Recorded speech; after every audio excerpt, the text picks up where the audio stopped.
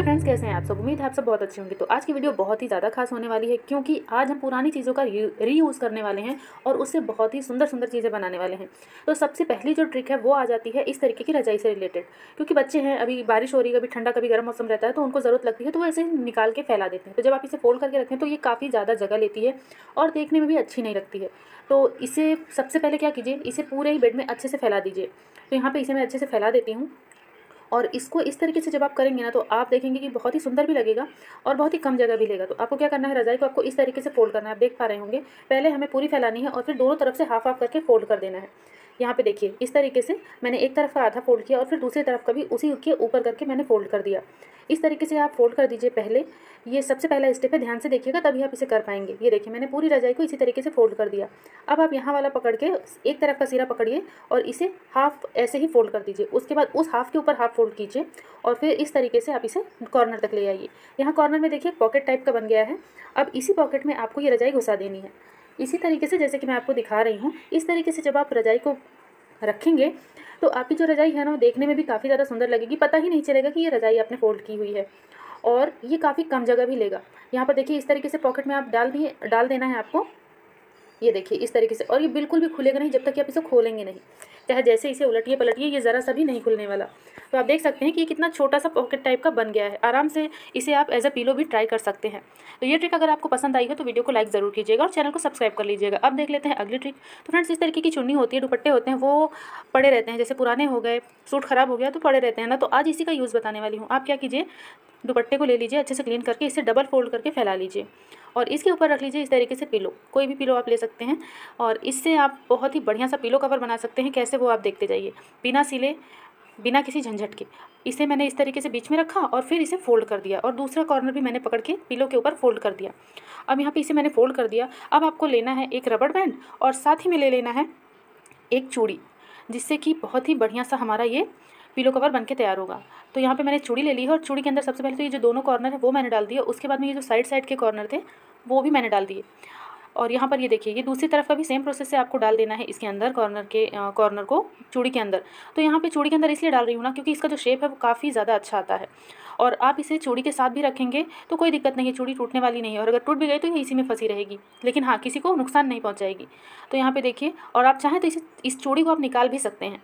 अब लीजिए एक रबर बैंड और रबर बैंड लेने के बाद इसे अच्छे से आप 3-4 बार इसे इस तरीके से नॉट लगा दीजिए, मतलब कि इसे बांध दीजिए रबर बैंड से। अब आप चाहें तो चूड़ी निकाल के हटा भी सकते हैं या फिर ऐसे ही आप रहने दे सकते हैं और इसे अच्छे से चारों तरफ से आप कवर कर दीजिए। और ये देखिए बहुत ही सुंदर सा आपका ये पिलो बन के तैयार हो गया, पिलो कवर।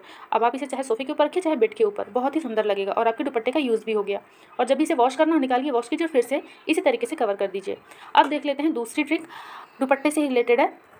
तो यहाँ पे इस दुपट्टे को पहले मैंने फैला दिया और देखिए दुपट्टा अगर चौड़ा है ना तो बहुत ही अच्छी बात है। इस तरीके से देखिए दुपट्टे को मैंने इसके ऊपर रखा, पिलो के ऊपर, और हाँ ये आपको सिंगल फैलाना है और बीचों बीच आपको पिलो रखनी है। यहाँ पे देखिए पिलो अच्छे से कवर हो चुकी है और अब आपको दुपट्टे को दोनों साइड से ऐंठना है। इस तरीके से हल्के हल्के से ऐंठना है, बहुत ज़्यादा मत ऐंठन आ जाएगी ना तो देखने में सुंदर नहीं लगेगा, इसलिए बहुत ज़्यादा मत ऐंठिएगा। अपोजिट साइड में ही आपको फोल्ड कर लेना है। तो यहाँ पे देखिए एक तरफ का हो गया, अब दूसरी तरफ का भी सेम प्रोसेस से मैंने फोल्ड कर लिया। आपको दिख नहीं रहा होगा क्योंकि मैं वीडियो बनाने में इतना बिजी हो गई थी कि मैंने कैमरा भी सही से नहीं सेट किया। अब यहाँ पे देखिए ये दोनों ही मैंने एक के ऊपर एक इस तरीके से रख दिया। ये देखने में भी काफ़ी अच्छा लग रहा है आपको। अभी देखिए अब आप इसे पीछे लेकर जाइए तो दुपट्टे की ये जो दोनों सिरे हैं आपको पकड़ लेने हैं और इसे रबर बैंड से इस तरीके से 3-4 बार रबर बैंड आपको इसके अंदर घुमा देना है। ये देखिए बहुत ही प्यारा सा ये फ्लावर बनके तैयार हो गया और ये भी आपका पिलो कवर तैयार हो चुका है। बहुत ही प्यारा लगेगा, इसे भी आप एक बार ज़रूर बनाइएगा। और इन दुपट्टों का इससे ज़्यादा अच्छा यूज़ तो नहीं हो सकता है। लीजिए दोनों ही पिलो कवर्स बहुत ही सुंदर लग रहे हैं।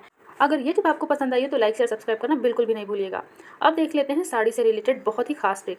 तो देखिए जब कभी इस तरीके की साड़ियाँ होती हैं, आप इसे हैंग करके रखते हैं तो ये साड़ियाँ क्या होती है ना, फिसलती बहुत ज़्यादा हैं।